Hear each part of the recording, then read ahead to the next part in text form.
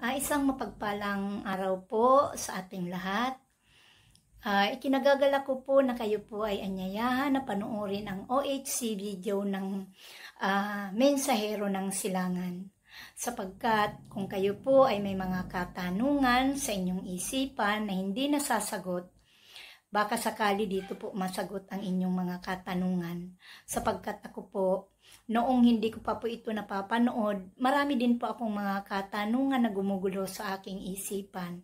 Ngunit nung dumating po itong video na ito sa buhay ko at pinanood ko, dito po nagkaroon ng linaw ang mga gumugulo sa aking isipan. Lahat po nasagot.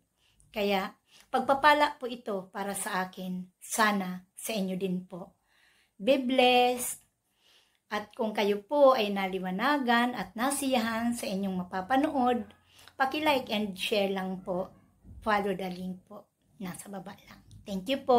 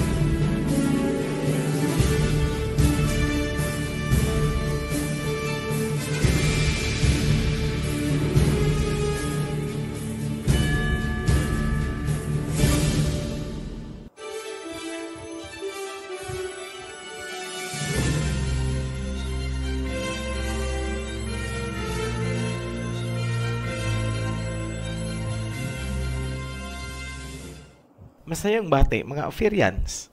Magpapatuloy po tayo sa ating pagtatalakay tungkol sa Gihon River.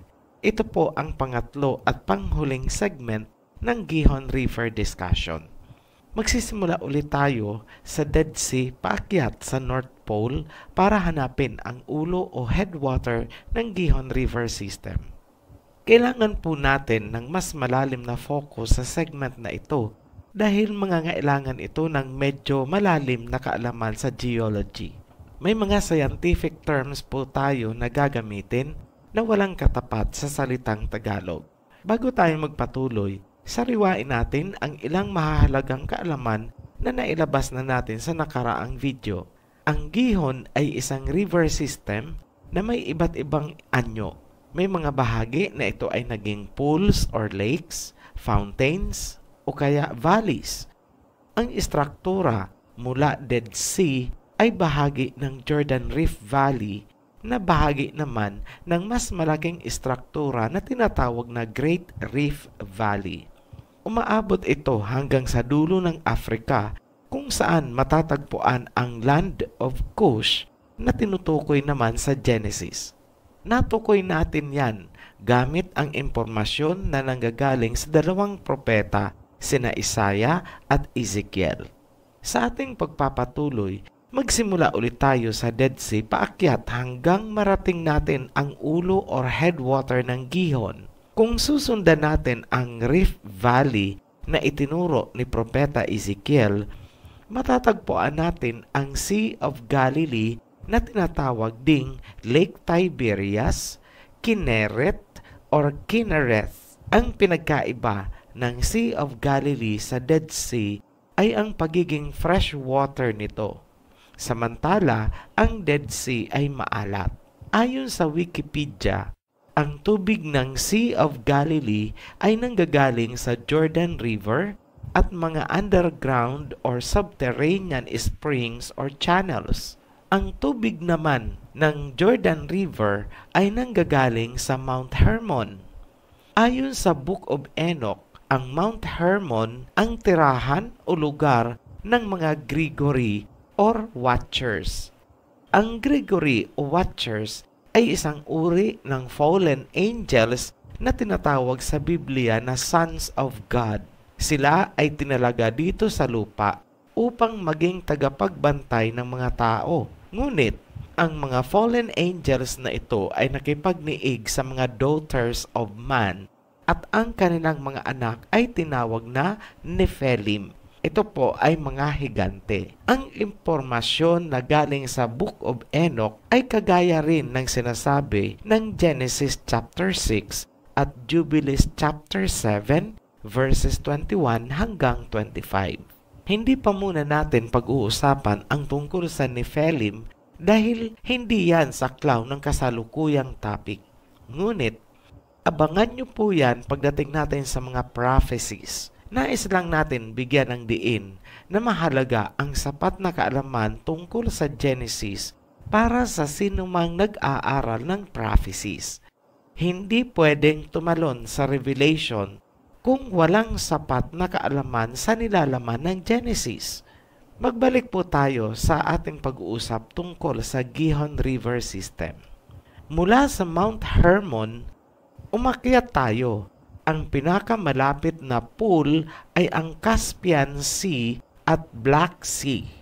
Bakit natin ito itinuturing na bahagi ng Gihon River System? Yan ay dahil sa kanyang geological history. Noong wala pang Caucasus, ang Black Sea at Caspian Sea ay iisa lamang. Ang Caucasus Land Bridge ay nabuo dahil sa collision ng Arabian Plate sa Eurasian Plate.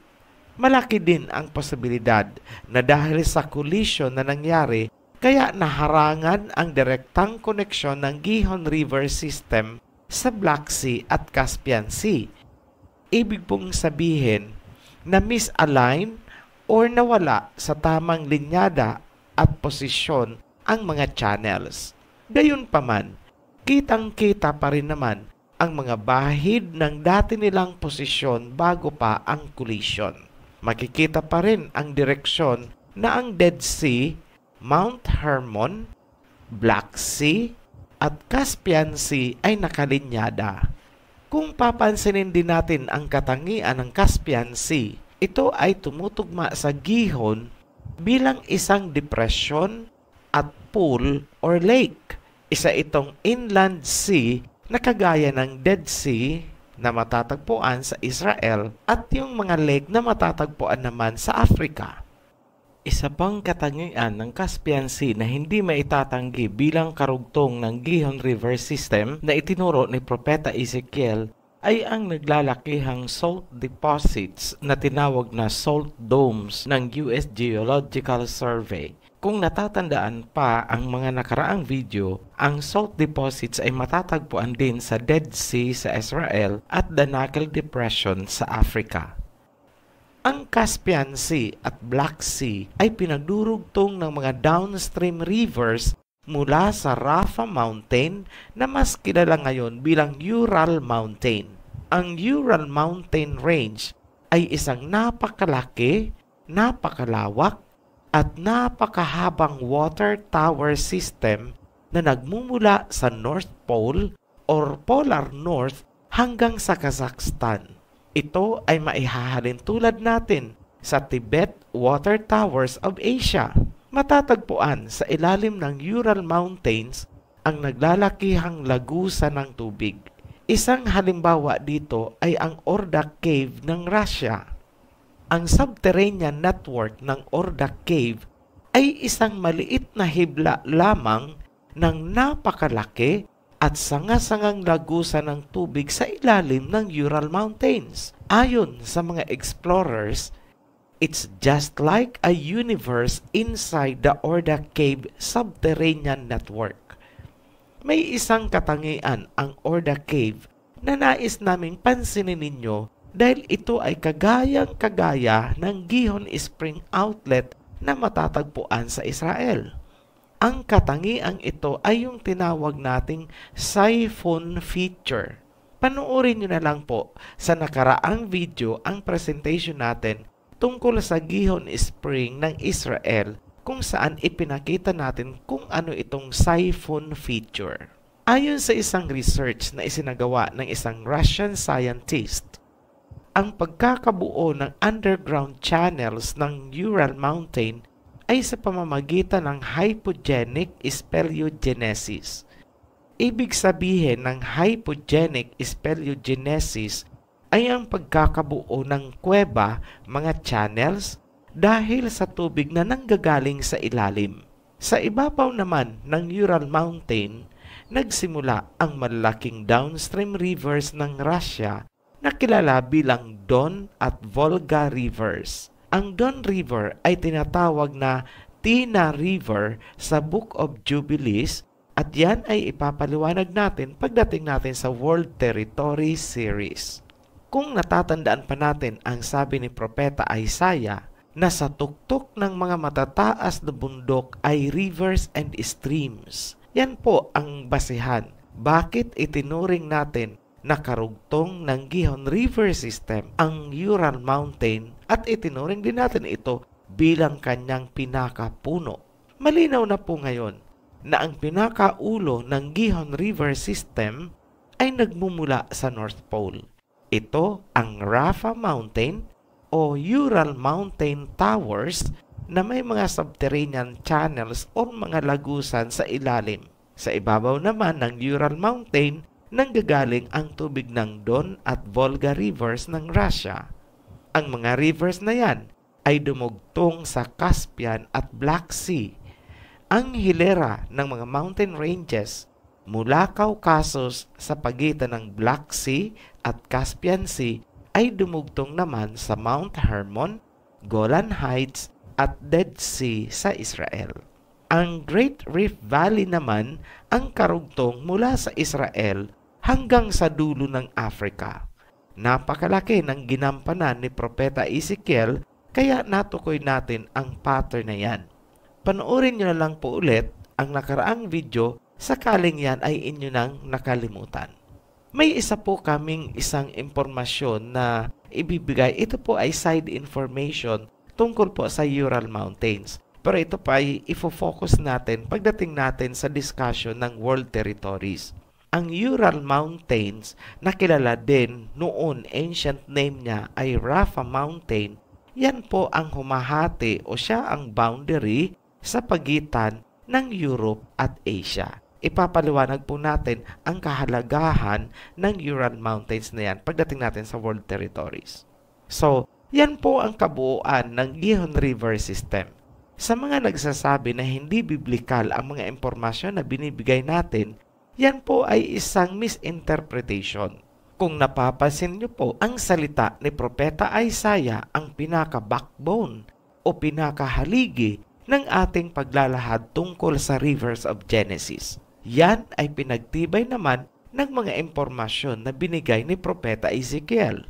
Ang sinasabi naman ng dalawang propeta ay lalo pang pinagtibay ng makabagong geology.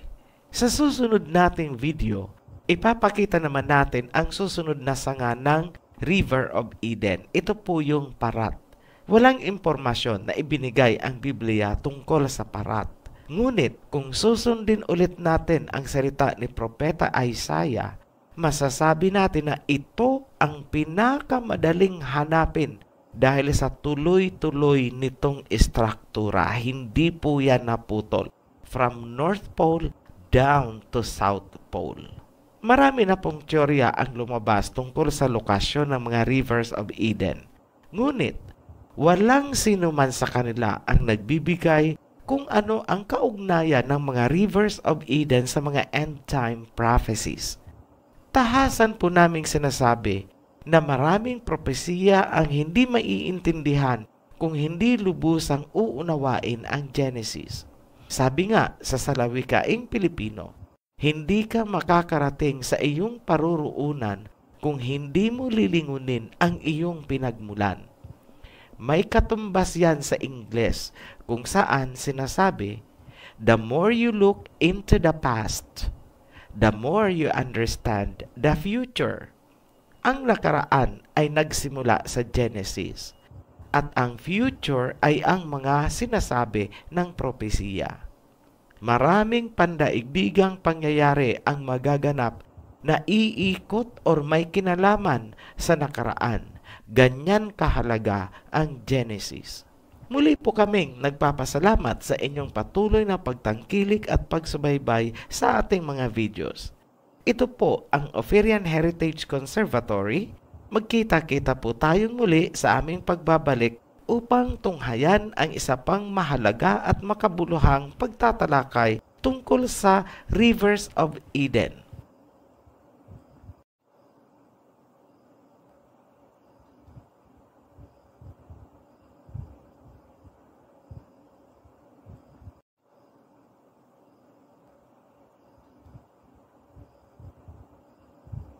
Share and like lang po kung kayo po ay nasiyahan sa inyong napanood at kung nasagot ang inyong mga katanungan.